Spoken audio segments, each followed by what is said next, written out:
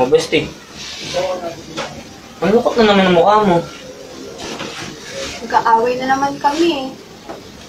Wala naman bago doon. Lagi naman kayo magkaaway. Alam mo, bestie, mahal na mahal ko yung lalaking yun. Mahal mo nga. Mahal ka ba? Ano, bestie? Wala. Ang sabi ko, mahal ka rin nun. Feeling ko kasi pinagpapalit na niya ako. Pangit ba ako?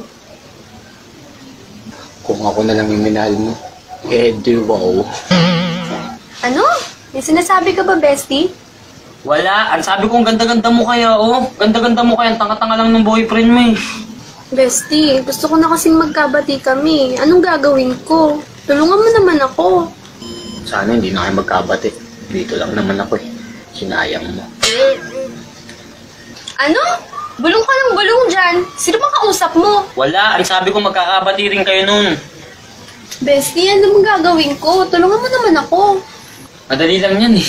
Ito sabihin mo sa kanya, puntahan mo siya, sabihin mo sa kanya, mahal na mahal mo siya at ayaw mo siyang mawala. Yun, ewan ko lang, di pa kayo magkabati nun. Tama. Salamat, bestie, ah. Teka lang, pupuntahan ko lang siya. Ingat. Ingat. Eto ka na naman, kumakatok sa aking pintuan, muling naghahanap. Hindi, wow.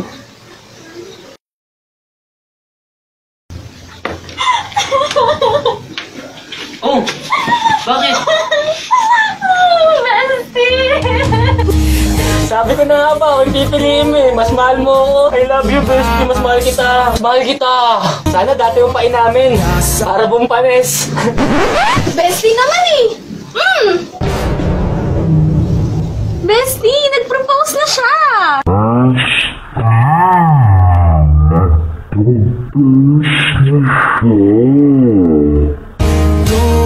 Lubusan kung ako na lang sana ang iyong minahal, di ka na muling mag-iisa.